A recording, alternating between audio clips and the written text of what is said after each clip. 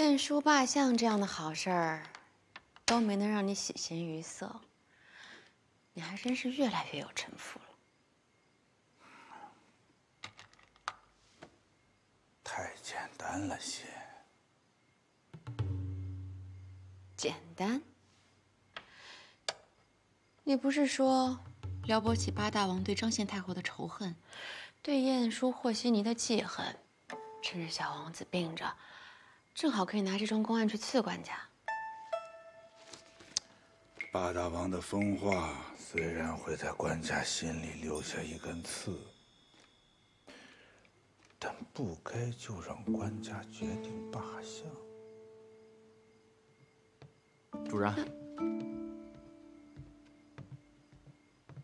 才下来的新鲜鸡头米，贾相送来的，说是快马加鞭从苏州往京城运来的，还有苏绣和杭州丝绸，主人要不要瞧瞧？先尝尝。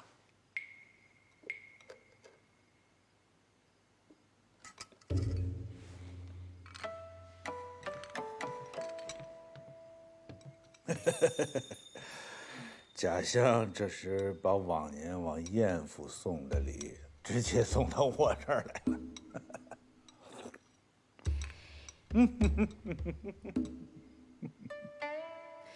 你还不知道，这贾相不知从什么地方找出来个装神弄鬼的前吴越国遗民，捧着一本《贾氏家谱》副本，然后就说我是他姑姑。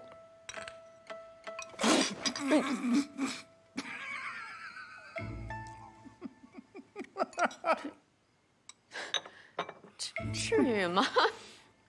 那这么说，我是他姑父了。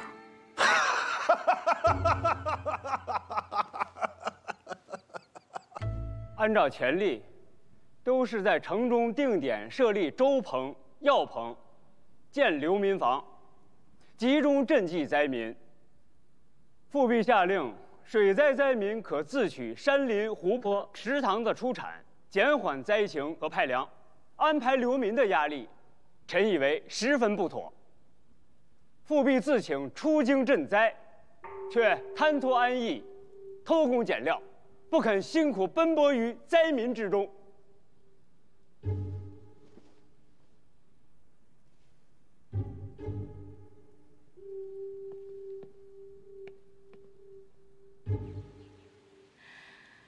刚生下来就额头饱满，头发也好。呀，这小嘴儿，跟徽柔一模一样。以后啊，一定是个美人胚子。娘娘，官家真的喜欢吗？你这是什么话啊？自己的亲生骨肉哪有不喜欢的？可是，官家至今只有最新来一个皇子。都说，前朝的相公们常说官家子嗣不旺，官家也盼着这是一个儿子。结果，又是一个女儿。该给公主喂奶了。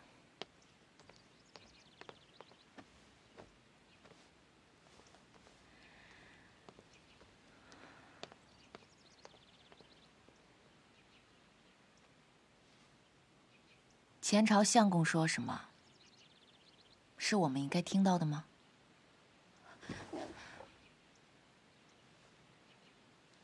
不该听到的，若是不小心听到了，不能放在心里琢磨，更不能拿来说。你看，官家亲自给公主起名熙，取破晓之意，又特地叮嘱给公主的赏赐，一切按着最新来当时的定例，便是怕任何人慢待了公主，慢待生了公主的娘子。你若是有这般疑惑心思，不是辜负了官家的如此细心体贴了？娘娘恕罪，是臣妾不懂事了。都想给官家分忧，却不懂咱们自己平安开心，将自己的公主、皇子照顾得好好的，就是帮官家做的最好的事。那些力不能及的，不要去想，白白给自己多了忧虑，愁上了颜色，让官家看着，倒是替你们心疼。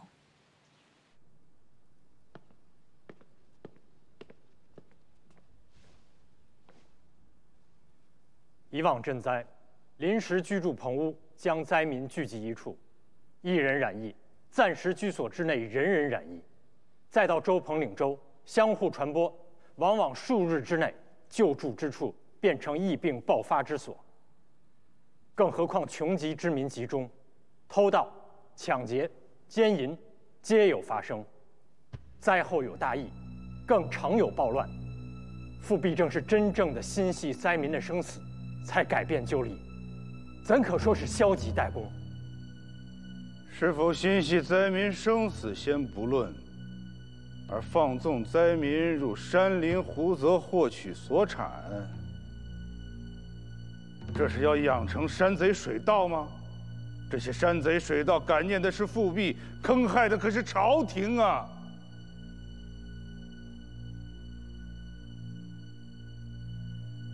官家明鉴，复辟赈灾成绩比起之前几次大灾赈灾官员如何，可派专员调查灾民死难人数，而放灾民取山泽湖泊所产这一新举措，究竟是救了灾民，减了聚众之后的暴乱，还是增了山贼水寇，更是需要地方官员上报，绝不可空口白牙，污人清白啊！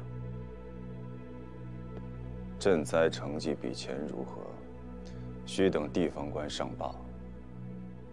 但是朕觉得，复辟很好，一心为公。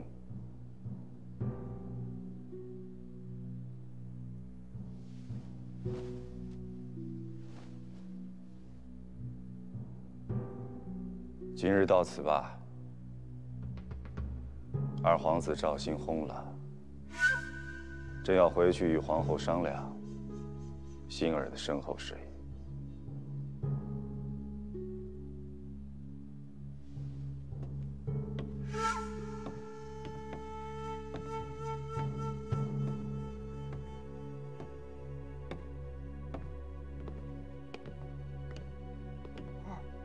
二皇子薨逝，这岂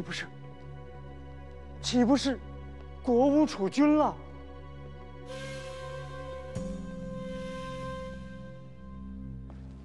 国失储君，而官家一向子嗣艰难，那么就必须上奏，请官家再接宗室子入宫抚养。谁这时候上这个札子，那都是戳官家的心呀！官家能不记恨吗？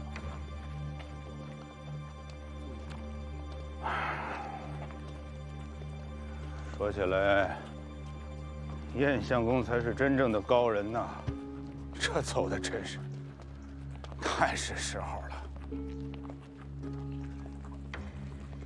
两府重臣当忧心朝廷事。各位相公，我们须得联名上书，奏请官家接宗室子入宫，以续皇嗣啊。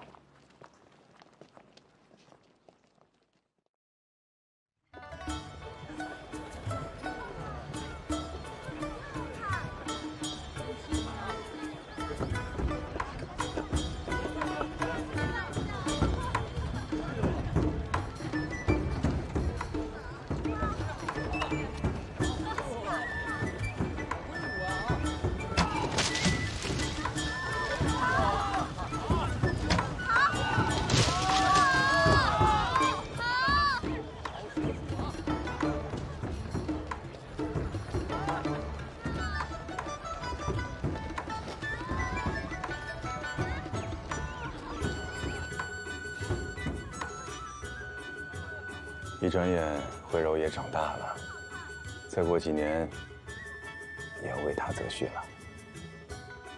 她还小，什么都不懂，哪能做人家的媳妇？慧柔是我的宝贝，我一定会给她找一个像我们一样疼她的夫家。哪有夫家能像自己父母那样爱他？会的。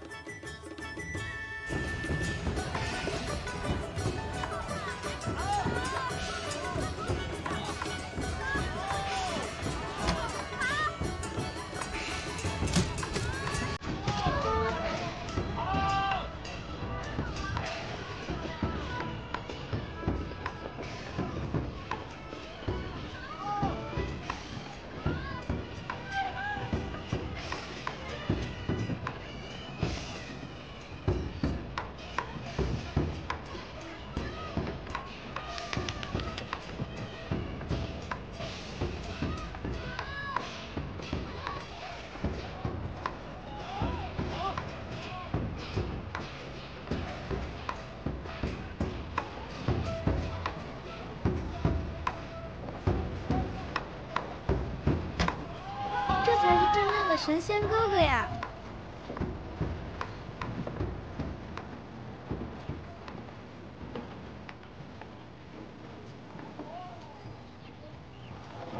你去国舅府上传我的话，回到京城，不能让2位公子像在外边黏糊呢。是。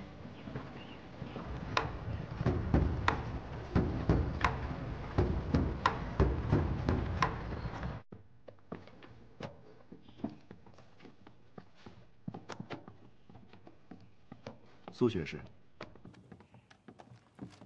卖故纸的钱，以往都是做本院私神开销，所余沽酒，买肉菜若干，同僚们一起赏月。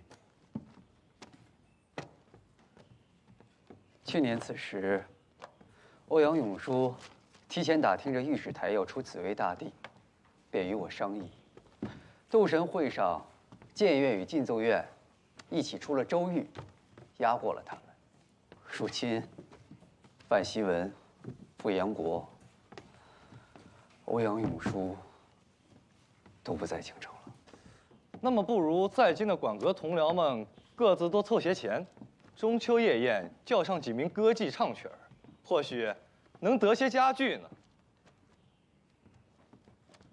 也好，我便出10民钱，各位馆阁同僚官阶高的多出一些，也热闹热闹。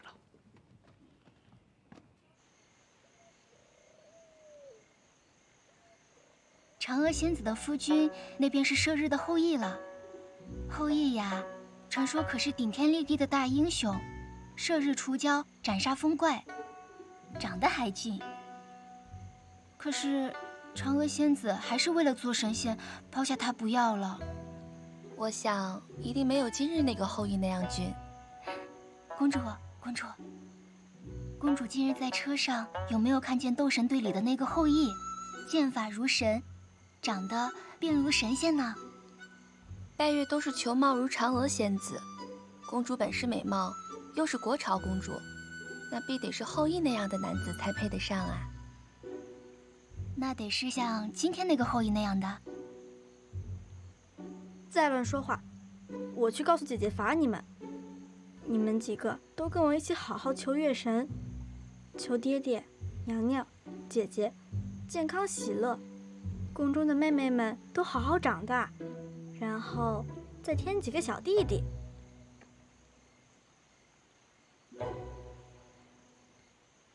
听说八公主不好，今晚官家和娘娘都没心情来赏月了。娘娘今日午后便去上香求福，平日只恨张娘子跋扈，可现在想想，她也是可怜之人。3公主、4公主都没能留住，如今8公主又……我从前知道是痛，可现在才知道是有多痛，是有多害怕。这些日子啊，会有少吃几口，咳嗽几声，我这心里都怕呀。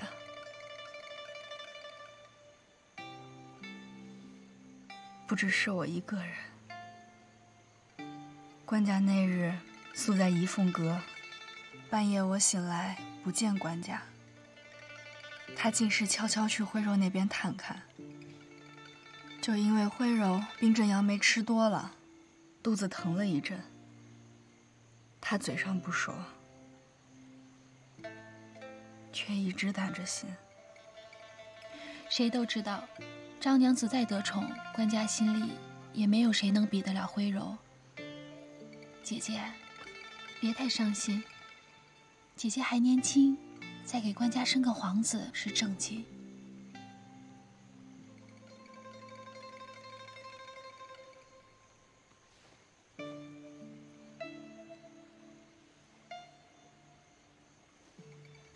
真的？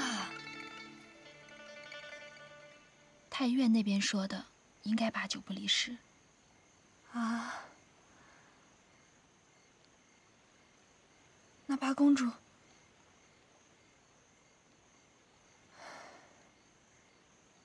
她真是可怜的人啊！你别忙着可怜她，人家可把后路打算得好好的。你看，如今官家身边的梳头夫人，可不终于是他降鸾阁的人了。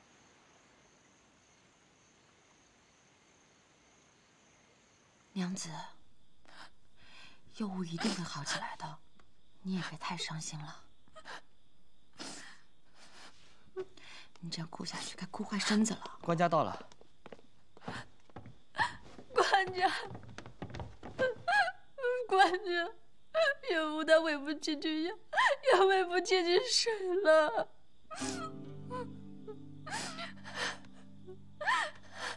走。他那么难受，但是都不怎么哭，他每次都要小手给我抹眼泪。他一说他先天不足，心脉弱，当时他们也这么说月儿的。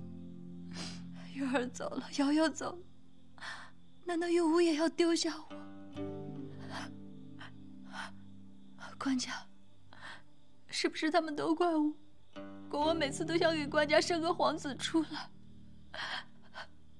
但是我看见他们，我那么爱他们，就算是用10个皇子来换，我也不会换。我知道，他们也都会知道的。只要幼吾能好起来，我什么也不要。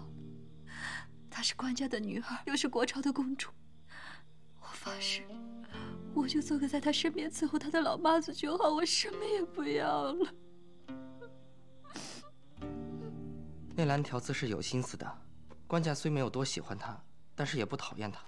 他伺候官家是极周到的，温柔婉顺。温柔婉顺，哼！这许兰条当初栽赃张娘子，是怎样的温柔？啊？那么为何？张弼还愚蠢，与许兰条一线，自以为可控，让步利益而已，却不知真是养虎为患。这许兰条嘛，与杨怀敏那点龌龊事，若她只是普通宫女，原本无碍；但是她心太大，人又配不上，那便是自掘坟墓了。顾采儿病得重，提前出宫，官家突然选许兰条做梳头夫人，而不是秋荷。大家都在传，说官家偏着张美人，不想用娘娘看中的人，所以做如此决定。官家那么仁厚，为何偏偏只对娘娘额外刻薄呢？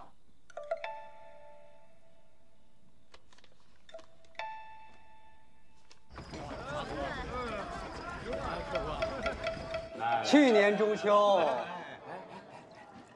范希文退岳畅饮，论裁撤冗员之后，地方的一派清明倾向。欧阳永叔更是判罪，措辞踊跃。我，哎，此时不谈国事，喝酒。不谈国事，不谈国事，只喝酒，聊风月。哎，赏花赏月。9月秋霜，天气晴，四八群仙应自语。三江正来乘小鸥，四海无过一满户，一满户。好，哎呀，好，好喝，请吃。哎呀，此曲当尽一满壶。难到最后无写处，玉山青岛难相助。醉我北极千里赴，周公孔子去为奴。生是醉了，醉了。来，各位，我是个太啊，少喝点。我是。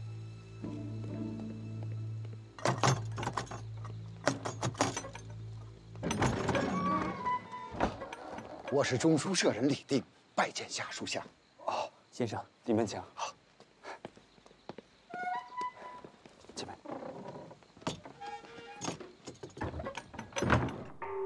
若如你所说，管阁学士公然侠妓，出言悖逆，伤风化损体面，那就该去知会开封府或者皇城司。若是还有使用公款监守自盗，那就该由御史台去弹劾了。开封府，皇城司。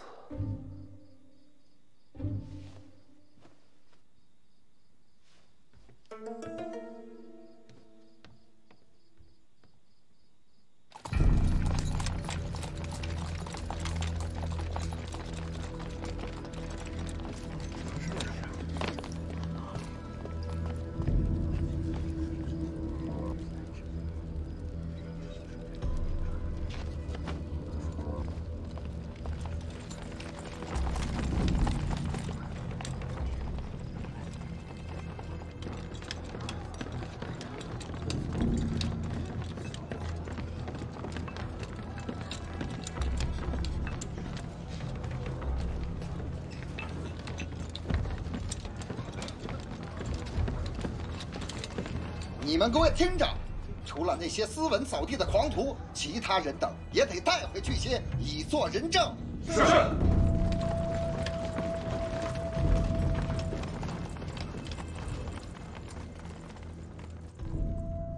只知道杨副都知亲自带了所有人去樊楼，说是学士们要谋反。行了，我知道了。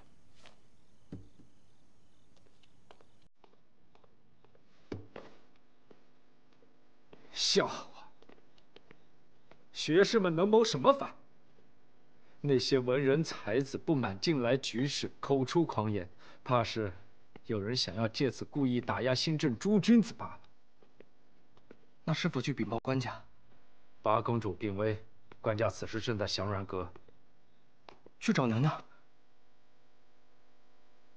怎能把娘娘扯进来？那官家不会重罚诸君子吧？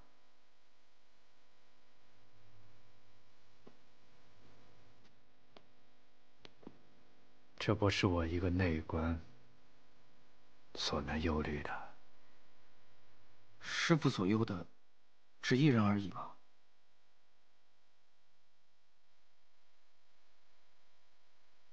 杨怀敏今夜肯定是回不来了，我正好查查他。当年四公主突发疾病，2个宫女，一个被追着逃到湖里死了，还有一个趁乱逃出宫去。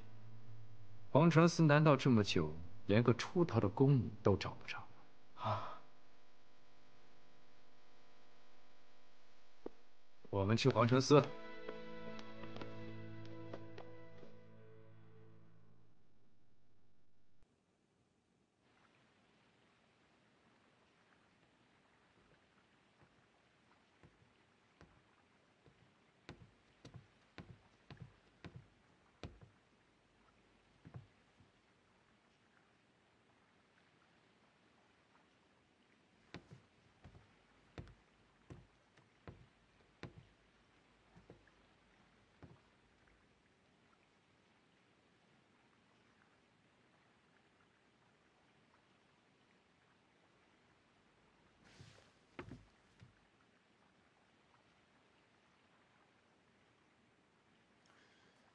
我自己再站会儿，你进去伺候娘子吧。除了贾婆婆，娘子不许任何人进去。奴不敢让娘子生气。那你候着便是。贾婆婆年纪大了，心思也不算特别明白。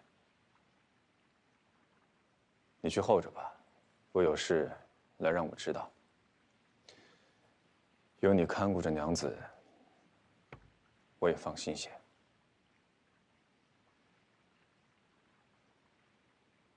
今日小官人办的后裔，可比这画上画的还颖悟好看。这孩子从小因为容貌出众又极聪明，总是被所有长辈偏爱，到哪儿都是众星捧月一般。自小被我弟弟带在任上，我弟弟又是冲淡的性子，不大管他。如今14、15岁，跳脱浮躁，不安心读书，也未能当真吃苦习学武艺，倒是乱招惹了不知道多少姑娘一片痴情。娘娘对自家侄儿太过苛刻了。早就听闻曹家小郎君骑射超群，又善音律，是个神仙般的人物。今天见了他扮的神仙，确实比这些画出来的好看10倍。秋荷，我原以为你年纪虽小，却很稳重，怎能也如那些傻丫头似的？好，你若当真喜欢我这个做姑姑的，这点主还是能做的。明天我就去找官家说，将你许给我那个侄儿曹平。他性子倒也不坏，就是有些浮躁。若有你这样聪明能干的妻子在旁提点，说不定能收了心，好好安心读书做事呢。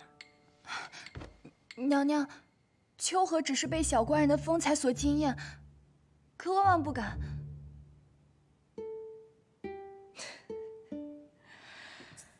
起来，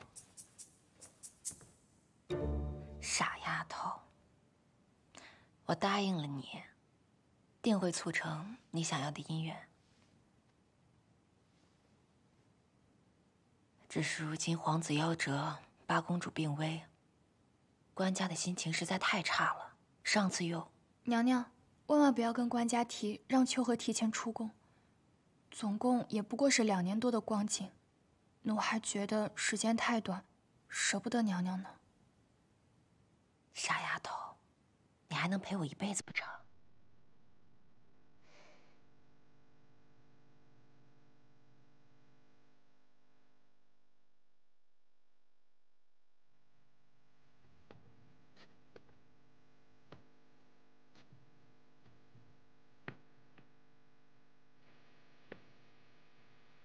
所有女子都在中秋拜月，求能与嫦娥一样美貌，嫁与好郎君。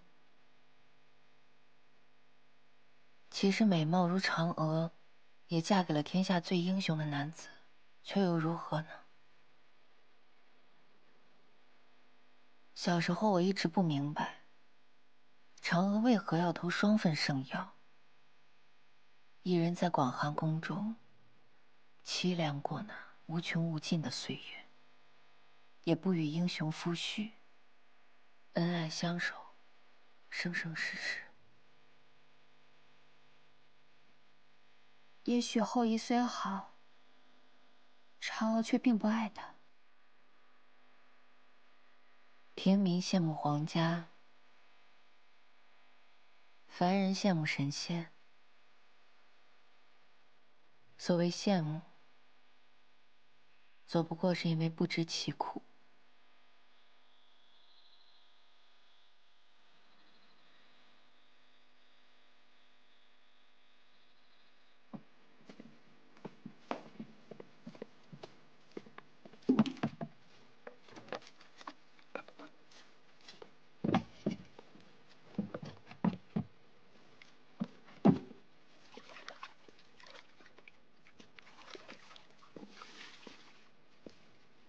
二姐，起来吧。陈良，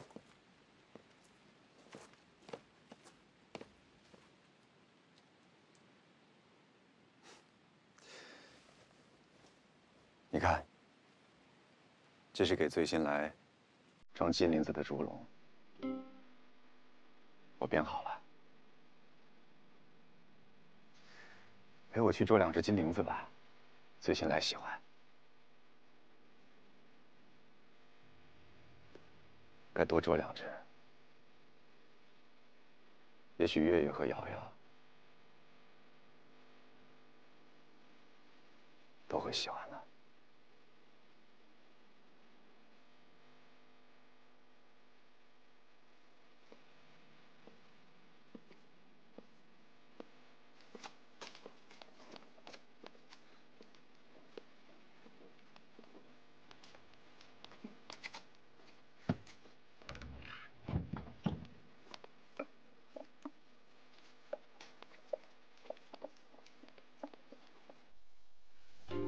船儿勾你的差事是派下去了，但是没有追。树叶不能结案，却是连备注都没有，没有加派人手，连备案都无。杨怀敏对祥然阁张娘子的事，果然并不像官家和张娘子自己以为的那样尽心。师傅是说，他和许兰条，也许跟张娘子，并非一心。那夏总呢？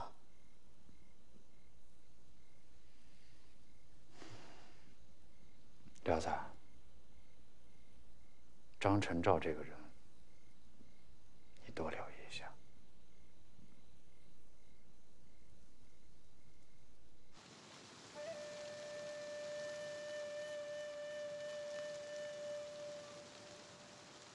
原来入秋了，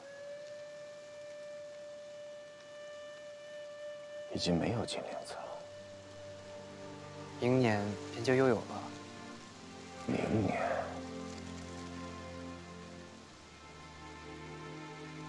怀吉，你小时候，你爹爹带你抓过蛐蛐儿，念过知了吗？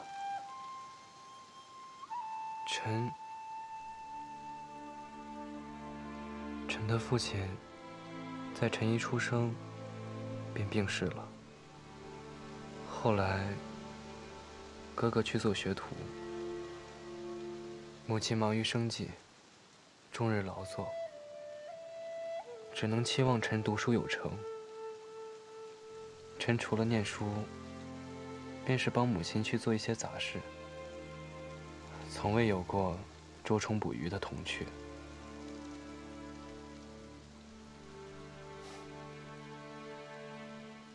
是了，我大宋的普通百姓之家，大多父母也都是要日日辛勤劳作才能支持家用，又有几个能有闲情，常陪着儿女玩耍？醉心来和瑶瑶、月月，毕竟曾锦衣玉食，无忧无虑。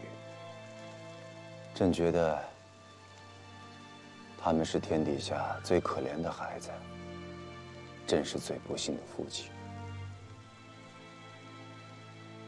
实在太狭隘了。臣虽丧父，但母亲在时，过得也算安乐。邻里叔伯婶子，都并非富户，劳作辛苦，却都算和美。几个大爹阿妈常说，我们都是命好，算是赶上了盛世。只是，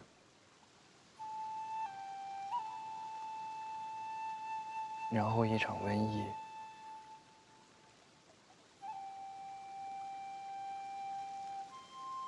瘟疫。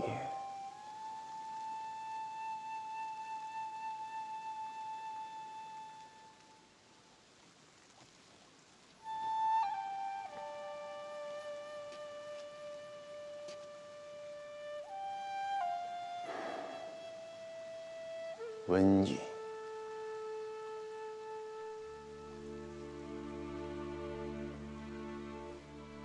天命无常，生离死别之苦，谁人又能摆脱呢？只是天命之外，总还是要尽人力，哪怕只是短暂的平宁安乐。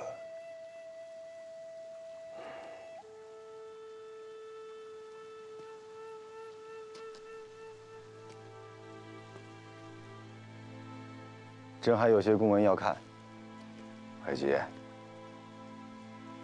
从明儿起，你就回来跟着朕。之前没召你回来，朕只是怕想起罪行来伤心。然而札子总是要看，事总是要做。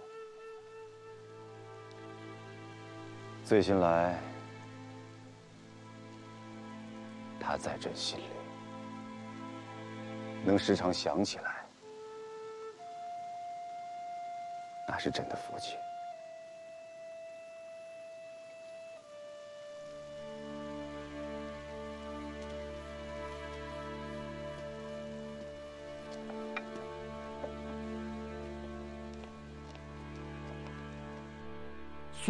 苏顺钦公然批评时政，说官家犹豫不决，意志不坚，被奸人所惑，将范仲淹和复辟调出京城，形同贬黜。他是说官家昏庸，大胆！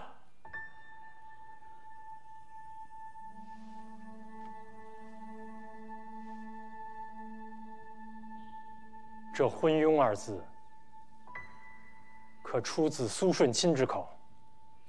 苏顺钦，他是藐视官家，满口不敬之言。不要胡掐乱扯！我问你的是，苏顺钦可当真说过“昏庸”二字？他若没说，这就是你说的。是你在侮辱官家。我怎会呢？他自然是他。你可想好了，两相对照之时，他若没说，就是你在造谣污蔑殿上欺君。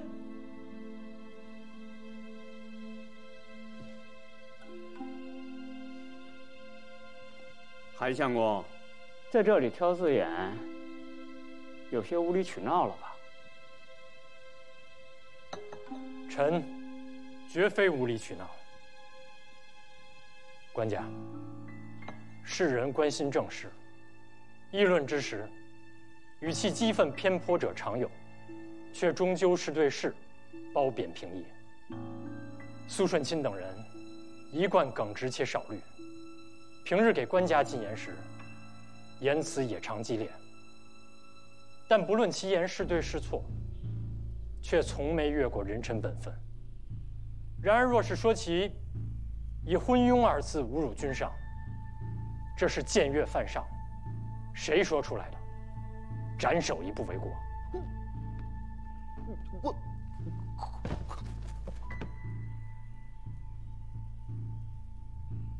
官家，昨日连夜审讯，苏顺钦承认了公然议论朝政，对外调范仲淹复辟不满，认为官家支持新政之志不坚。不过，确实没有提到“昏庸”二字。苏顺钦发的牢骚甚多，对官家对朝政不满是实，或许是李定一时记得差了。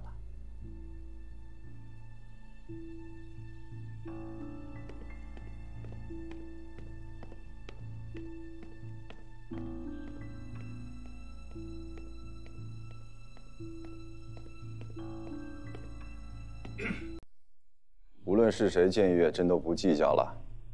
喝多了酒，失了心智。官家，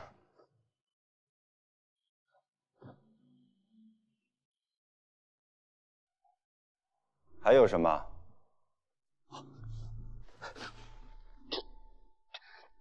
这都是馆阁学士，平日以文才气节自负，却在酒楼招来2个歌妓，唱淫词，跳艳舞，混浊其中，眉来眼去，不堪入目。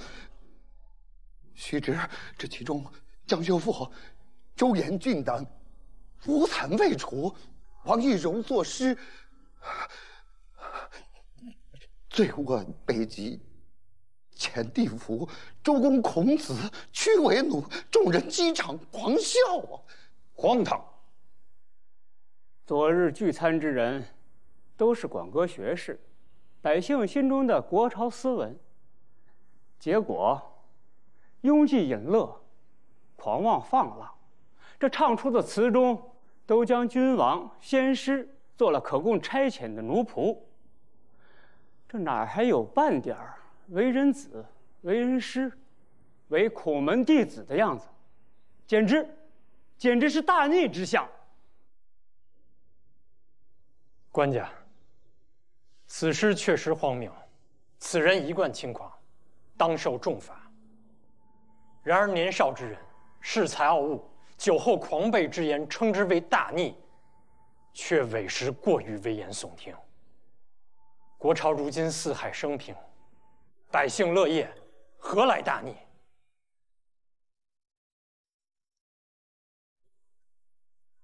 官家，御史中丞王拱辰于殿外跪求觐见陛下。王拱辰称，对昨夜进奏殿学士侠妓、忤逆、僭越一案，另有重要证据上呈陛下。官家明鉴，苏舜钦、王懿柔等人并不只混乱礼法、狂悖妄言，而是以用公款吃喝招妓。苏舜钦身为进奏院主官，此举乃监守自盗之举，按律当斩。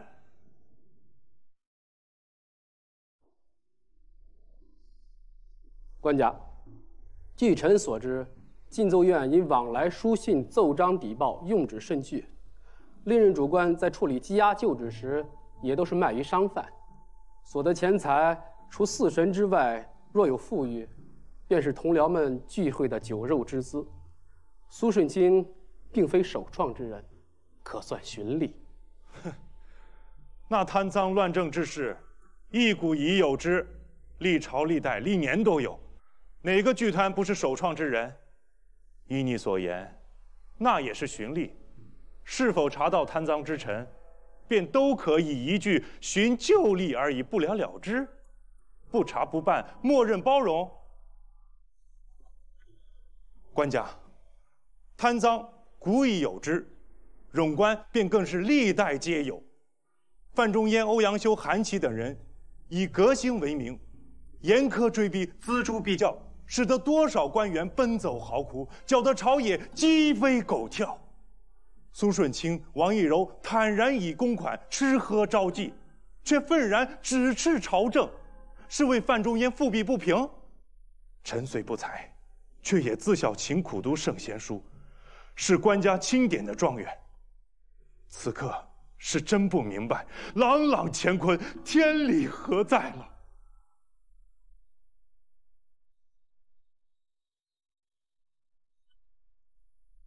不过日常议论政事而已，还没到了社稷的紧要关头。起来说话吧。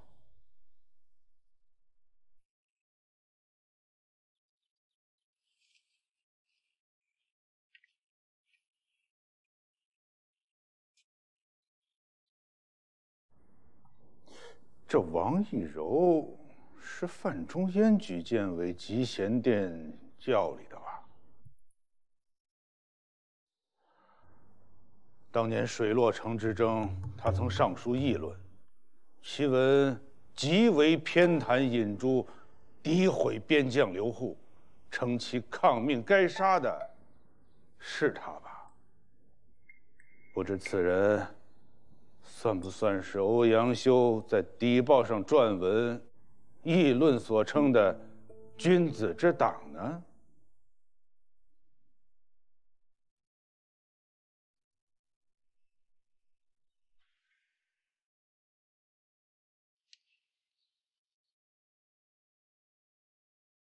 已给你备好干，你自挑耳。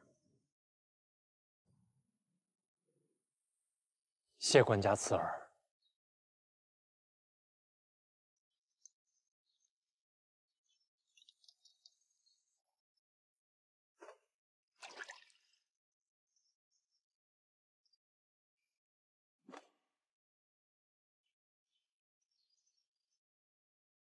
你明日出京？是。烟花3月下扬州，请要徐行。臣不敢。心有怨愤，无心上京。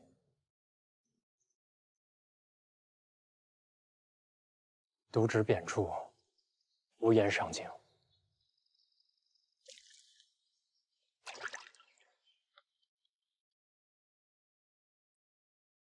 该你办的差事办完了，没算建功立业，却也中规中矩。谁说你渎职了？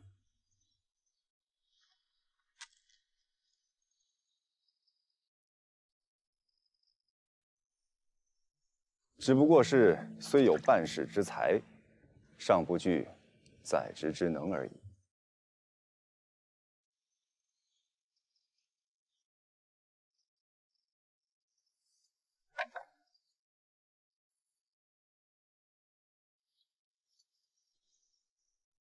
臣蒙圣恩，与范仲淹同主政时2年，虽战战兢兢，却也有不少疏漏。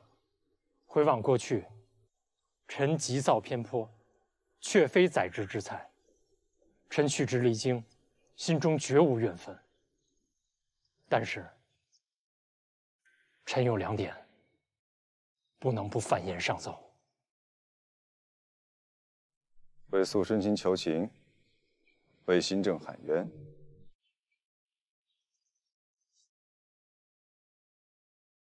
愚蠢至极啊！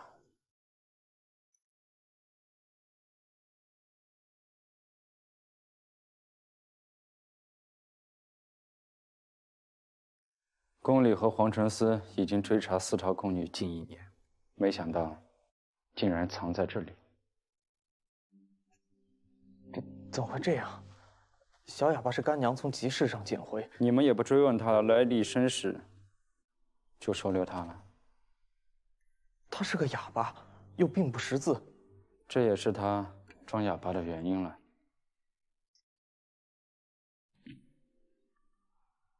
我既找来了，你若是原原本本跟我说实话，若真有情有可原之处，我自会替你澄清。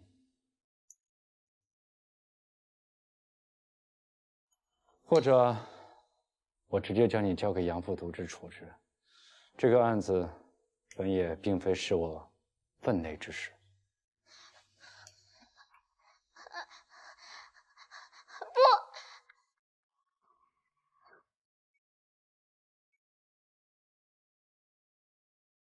你是觉得朕罚苏顺卿太重？臣以为，苏顺亲王奕柔不过是寻旧例，以赛神会未能用尽的卖纸钱买了酒肉，与同僚聚餐饮宴，虽是陋习，断不至判为监守自盗。至于不尊君主与圣人的狂言，只是酒后放浪。给他们扣上有谋逆心罪名的人，才是用心险恶，构陷同僚，其心当诛。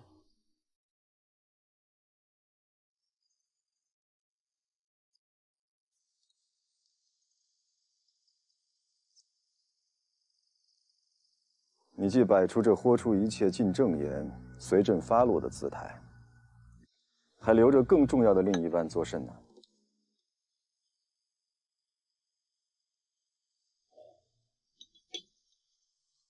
若说苏顺亲王奕柔确实行为不慎，受人把柄，但是牵连至1年前因爱才而举荐王奕柔的范仲淹，又追至苏顺亲的岳父杜衍，这难道不是牵强附会吗？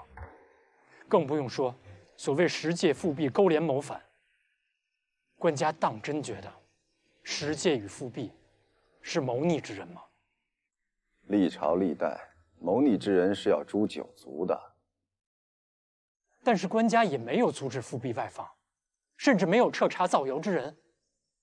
雪片般的札子，用苏顺亲、王懿柔牵扯至范仲淹、杜衍之事，官家也不置一词。满朝臣子，除了王拱辰这样与苏顺亲、欧阳修有私怨的，攻击他们便是攻击新政，诋毁他们也是为了阻止新政。官家不维护他们，便是不维护新政啊。是啊。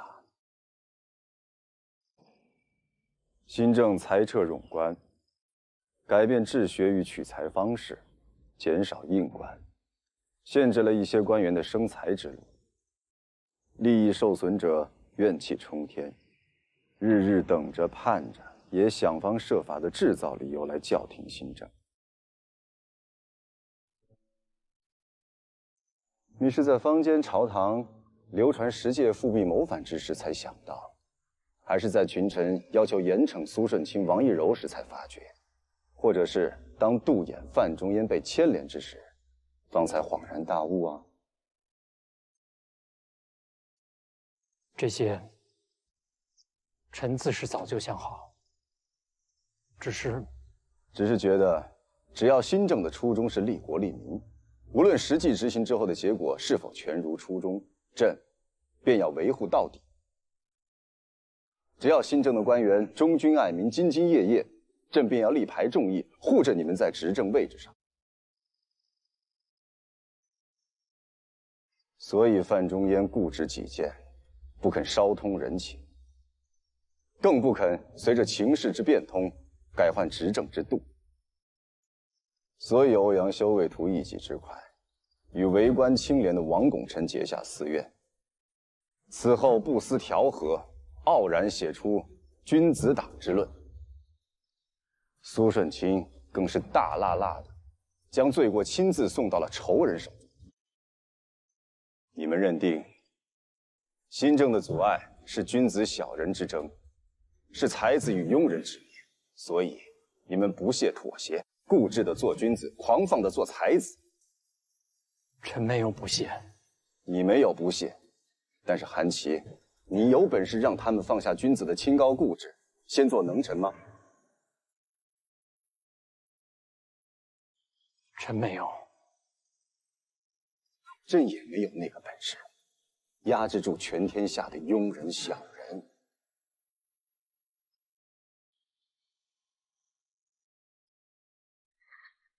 当日的情形就是如此。那日我从柜橱里拿出一个汗巾给公主擦脸，后来我就胡乱把帕子塞在怀里。我藏在公主送入她的车里几日，一直在回想公主当时的样子，嘴唇发紫，喘不上气。同那一次蒋婆婆把公主抱回来的时候一样，记得那次太医说是花粉所致。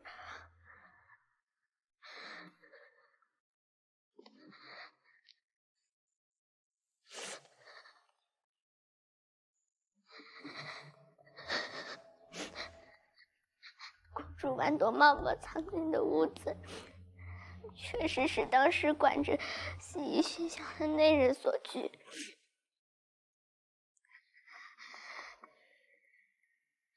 哪个内人？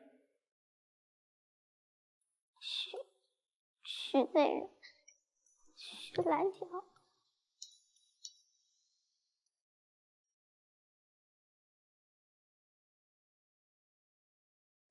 不是新政不对，是人不对。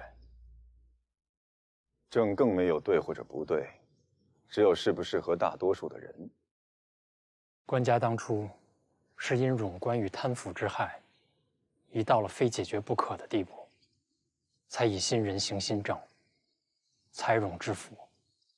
官家心中有个度，到了那个度，臣等固执向前，官家虽有疑虑，却还是容臣等继续了。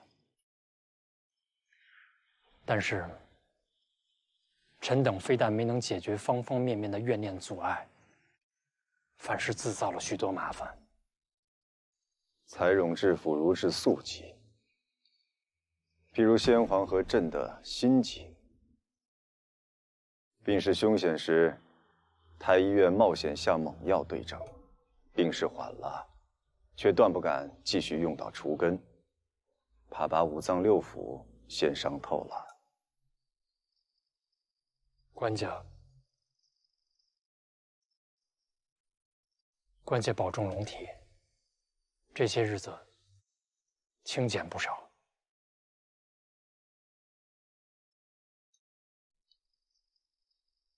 你去吧。到了扬州，札子自是要勤上的。有什么新鲜物事、乡野传闻，凡是有趣儿的，都不妨写几页纸。朕平日虽有做不完的事，却又时常觉得无聊。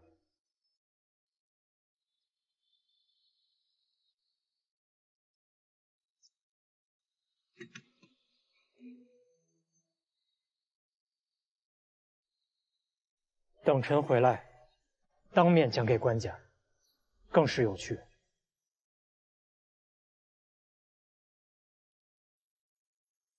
臣既是懂了，自是能回来的。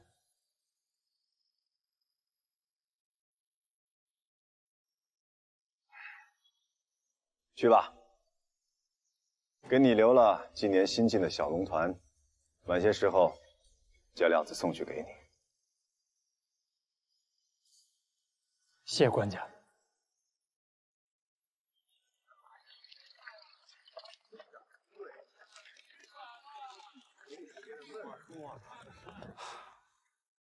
这是构树花粉和蓖麻籽粉，怎么能用花粉来浸汗巾子啊？哎呀，不妥，不妥呀！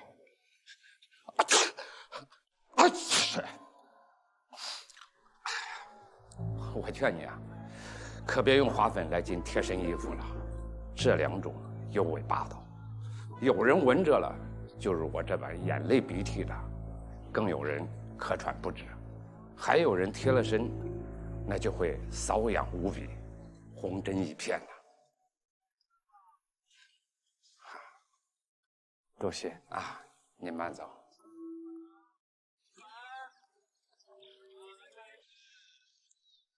哟，这位新来的客官没有见过，可以随意瞧一瞧。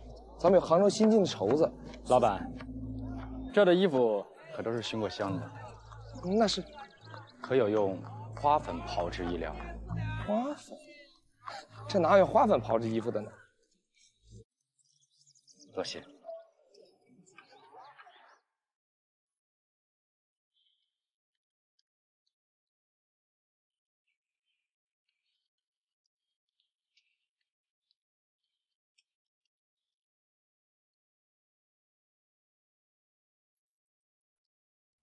娘子，蓝条来伺候娘子吃药了。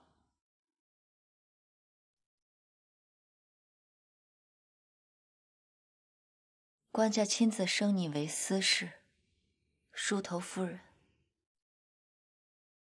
你已经不是我祥鸾阁伺候人的宫女了，以后不用伺候我了。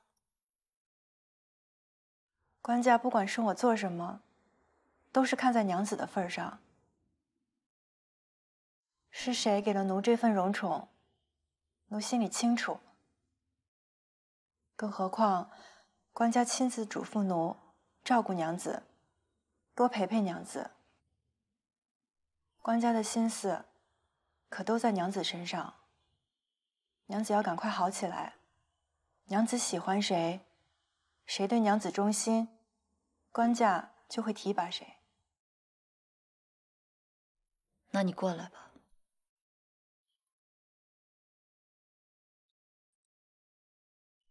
娘子，先把这药吃了吧。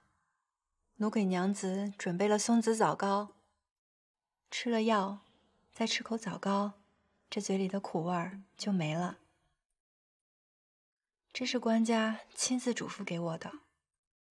官家虽然忙于国事，可心思都在娘子身上。娘子要赶快好起来，官家才能放心。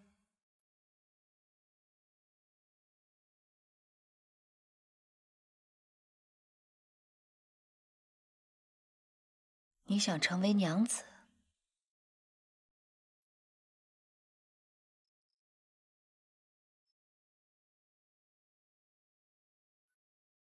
这宫里的女子，谁不想成为官家的女人，为官家生儿育女呢？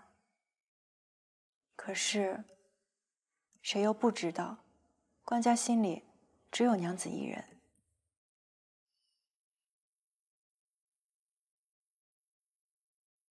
拿过来吧。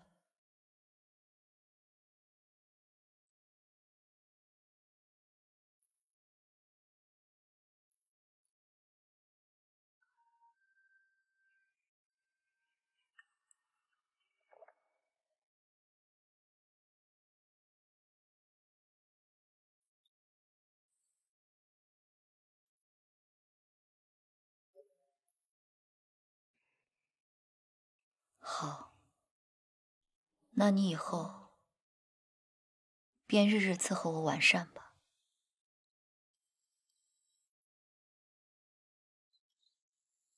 怀吉，你记得国子监直讲十戒吗？臣记得，臣印象深刻。公主还曾主动找过臣，背了一篇石先生的文章。公主向来不愿意背篇幅较长的诗赋，但是石先生这一篇，公主却是从头到尾背了下来。公主还觉得不过瘾，又默写了下来。那篇《庆历圣德颂》，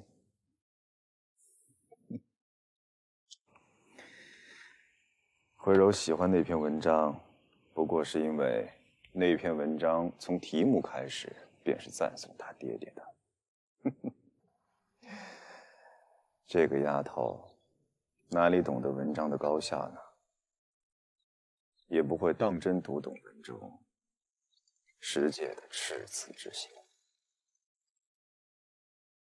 臣坐太极，肘开长河，公揽阴弦，手出奸念，大声冯冯，震摇六合，如前之动，如雷之发。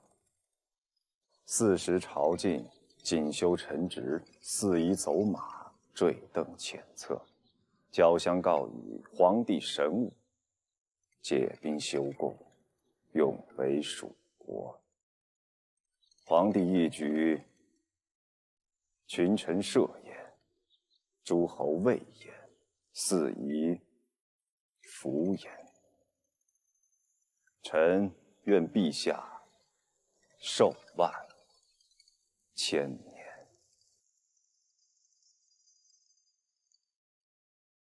慧柔不懂，其实石介并不是在歌颂朕的伟业，而是在描写他心中所渴望的。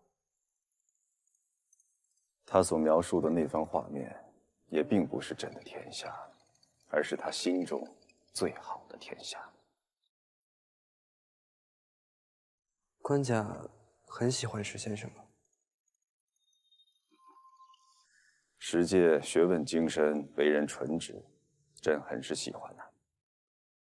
朕还爱晏先生的通透，范仲淹的坦荡，富弼的忠诚，欧阳修、苏舜钦的文采风流，狂放不羁。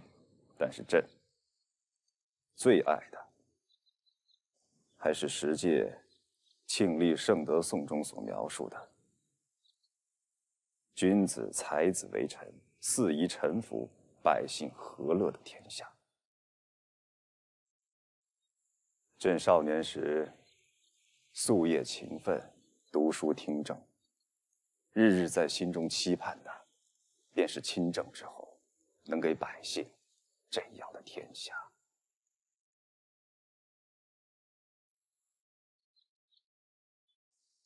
但是朕渐渐明白，朕做不到。朕竭尽全力，能给朝堂的只是平衡，而能给百姓的不过平民而已。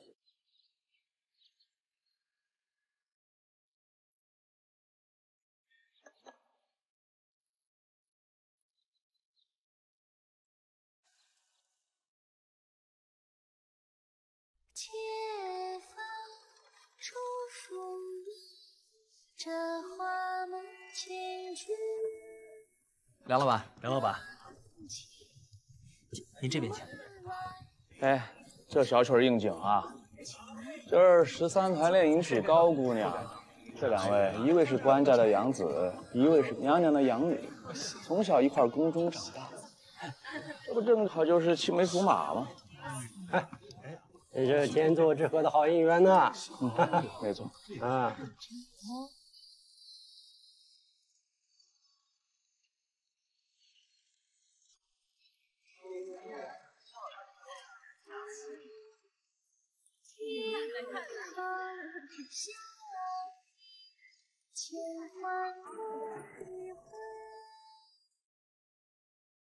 张先生，哎，上月差人来查了所有人的户籍之后，老有人在前门后门晃，好在没有影响酒楼的营业。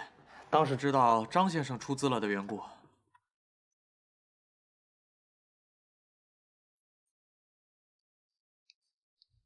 张先生，这是因为那丫头吧？她还好吗？怎的都过了2年，突然……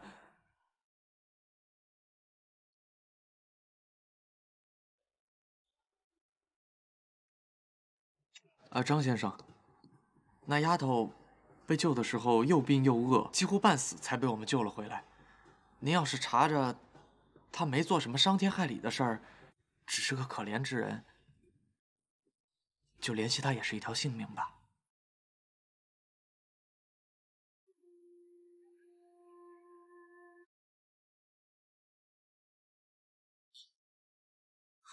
今日官家子娶皇后女，百姓们都挤上街看帝后联姻。先生要没什么其他吩咐的话，原神也去瞧瞧热闹去。先生慢用。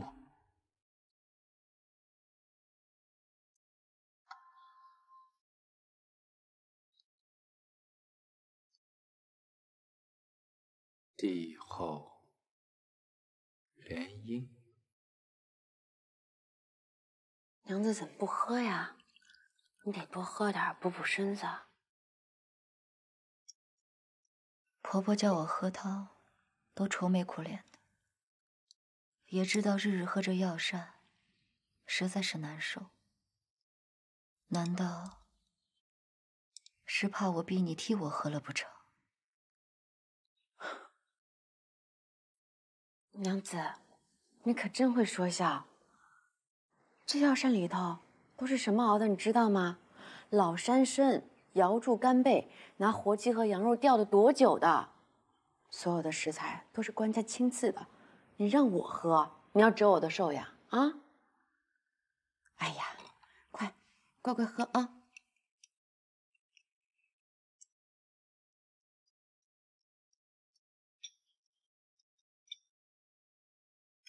哎，这蓝条呀，真是不争气。我看官家不怎么喜欢他。你当官家的喜欢那么容易啊？那倒也是。可是娘子准他进祥仁阁专门侍奉官家也有1年多了，我问他了，官家也确实让他侍过寝，可毫无动静。那没办法，皇后10多年，不也没什么动静？可是啊，现在官家无亲子，13团练是他唯一的养子，又是在坤宁殿养大的，如今又娶了皇后的养女，这养女还是皇后的亲外甥女，你说这，他们还敢谋逆？那倒不至于。可是，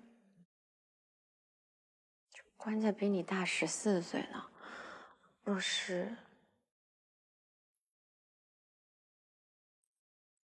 官家在，自会护着我。官家不在，那我留在这儿也没什么用。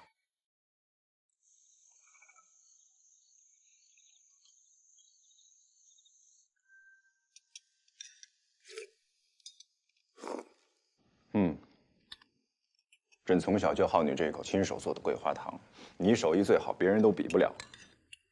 臣妾从8、9岁就琢磨这一样，确实是有些心得。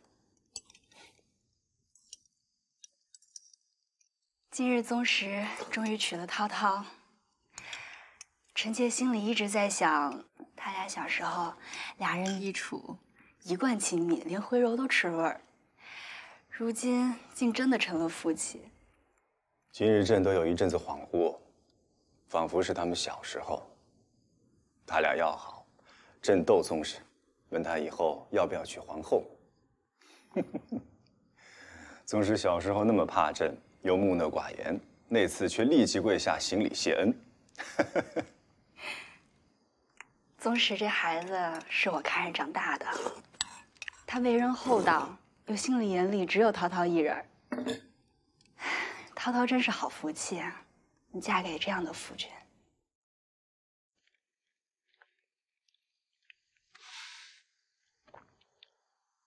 你放心，你虽没有这个福气，但是咱们的女儿，朕定会给她找一个心里眼里只有她一人的夫君。啊，臣妾不是这个。晚了，歇息吧。慧柔还在坤宁殿。是，她要再晚些才会回来。如今大了，今也上镜啊，常主动去找娘娘请教诗词经书，经常到就寝时分才打着哈欠回来。这孩子的心思真是……慧柔择婿一事，我已将可能人选仔细琢磨过好久了，有一个人，在我心中放了很久了。好吧。待13回宫赴面拜门、起礼入贺时，我再与你仔细商量，是否会入良配。歇息吧。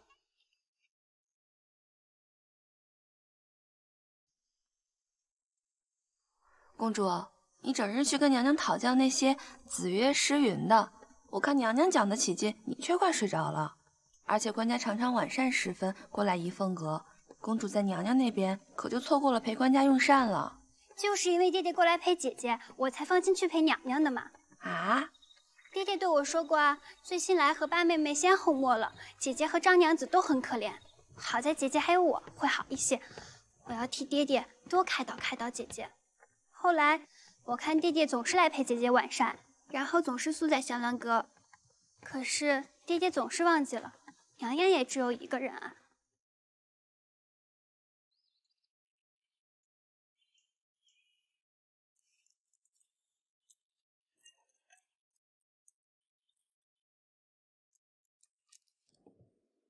今日是13哥和高姐姐回宫赴面拜门，为何要给我这样的郑重装扮？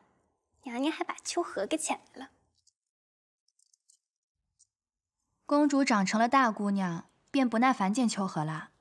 小时候可喜欢拉着秋荷拨钱捡花钿玩了。乱说！明明是你自己想要出宫嫁人，不肯在这儿一直陪我跟娘娘玩了。宫女到了年纪都要出宫的，哪有想着嫁人？哼！秋荷已经是大姑娘了，她自然是要找个好人家生儿育女的。你有朝一日也会出这宫城，与一个好男子相守一生的。我才不要离开爹爹、娘娘和姐姐，哪有什么男子能有爹爹一半好？这傻孩子，哪有拿夫婿跟爹爹比的？或许今日你见了，便盼着出宫城那日了。什么夫婿？我是永远都不会盼着出宫城的。啊，今日这样为我梳妆打扮，该不是便想要替我选驸马吧？臣大理寺监丞国子监执讲司马光见过官家。军师返京，在国子监讲书已经有了段时日，朕这才抽出些空来，召你来与朕谈经论道。你这些年来为师写了不少极有见地的好文章啊，赐座。官家的夸赞，愧不敢当。哎，不要过分谦虚。朕正要与你论这篇《鸡权论》。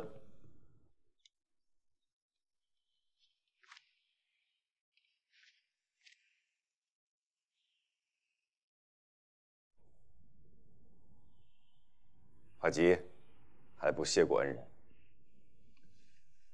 小人梁怀吉，当年曾为前省送过御赐的琉璃盏，谢前省宽容，恕了小人未能保全御赐之物的大罪。不必谢我，以后做事需更加谨慎。你如今御前世家，更万万不可再粗疏出错。小人谨记前省教导。怀吉其实极细心谨慎，他年纪虽不大，做事却比许多资深高阶内侍更放心。最难得是天资聪慧，又熟读经书史料，善辞赋，还写得一手好字。臣以为，患者药物是侍奉天家，自略识的几个能够内廷所用，也就够了。读书一多，便难免有所议论。日日伴在官家身边的内侍，若议论天下事，就会干扰圣听了。怀吉，你去把朕准备的2幅画、1幅新的颜料从福宁殿取了，送去仪凤阁给徽柔。是。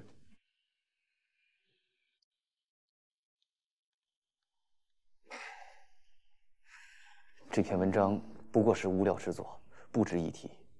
臣位分低微，稍有能重正殿面上的机会，臣有几事想当面进谏。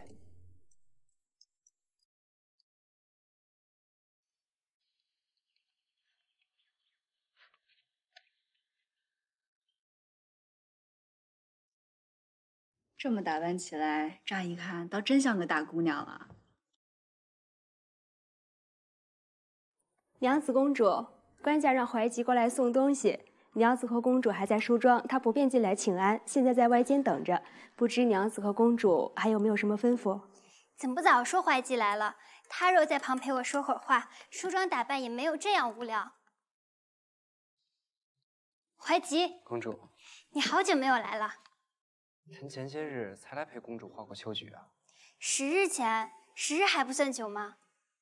怀吉，13哥和涛涛姐今日回宫赴面拜门，娘娘在后院水榭中见七礼，姐姐和我也要过去，你陪我一起吧。好。刚还说这丫头长大了，还是个没心没肺的小孩子。官家年近不惑而无皇子，张美人依然宠冠后宫，其余嫔御，军师已经说了1个多时辰了，进谏了14条，这14条。每一条在这3年当中，被不止1位言官进谏过不止1次，殊无新意。可见这些并非是臣一家之言，群臣忧虑，官家却放之一边，拒不纳谏。臣等只好一次次反复提及这些殊无新意之言。好了，朕知道了。今日是13回宫拜门之日，皇后在后院接见七礼，朕晚些时候也要过去。今日便到此吧。臣还有一事要进谏，此事关乎皇后娘娘。皇后？你要弹劾皇后？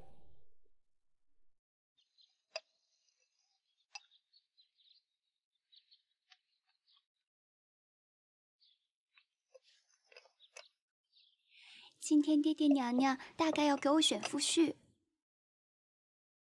怀吉，一会儿万一他们选定了谁，你就出去看看，看看他长得什么样子。